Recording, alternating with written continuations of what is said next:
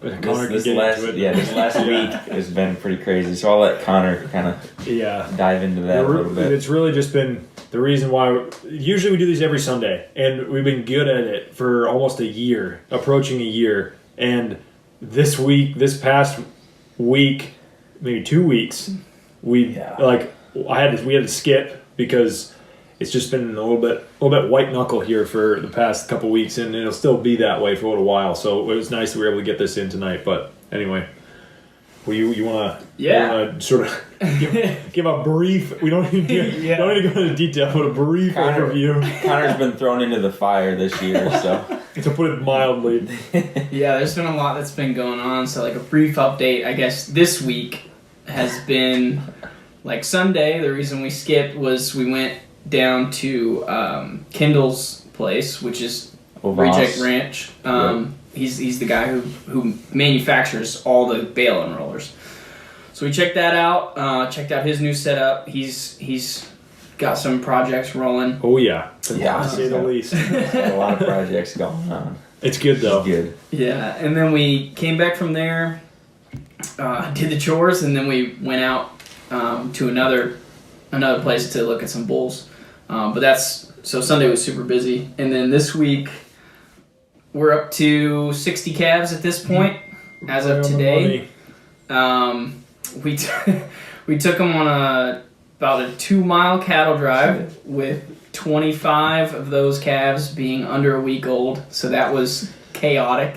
That was I didn't think we were gonna make it. That was a drive for the record books, honestly. Yeah, it was nuts. Yeah. Just calves trying to sprint back. It was brutal. And we lost 2 of them, and then we found both of them. Yeah. Well, we found one fairly easily. I posted a video on my page where I kind of talked about finding it or whatever. It was kind of cool. I got the whole reunion of the calf and the mother and everything, and so that was cool. But then, we searched for a long time for the other one and couldn't find it. And then we went back out later with more people and were able to find it then. So successful cattle drive there. Oh man! And then we also took the bulls on about a 5-mile drive. It was the longest drive Greg's ever done in the history of the farm.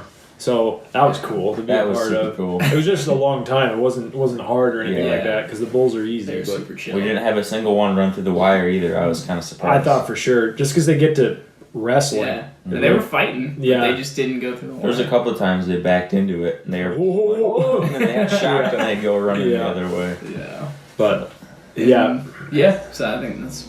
It's been. There's a lot more, but lots of calving troubles. Yeah, when you have that many calves in that short of a window, all the troubles that are spread out usually over the season are just hit you right in the face. Yeah. And this year's not even going to be as concentrated as next year in theory. It's just more concentrated than last year, where we had a peak in the spring and then it sort of tapered off. To put it in perspective, we're about 2 to 2.5 weeks ahead currently of where we were last year as far as number of calves on April 25th. We're about 20 calves ahead. We're about 20 calves ahead. Well, technically, probably more because But anyway, we're ahead of schedule, and I'm sure it's going to continue to go ahead of schedule. So, in theory, we're going to be done about mid-May is when we should be done with all our spring calving, and then we have a small number of fall calvers that keep sort of trickling out, creeping up into spring calving. So in a couple years, I mean, the theory is Greg's probably going to have a herd that's going to calve in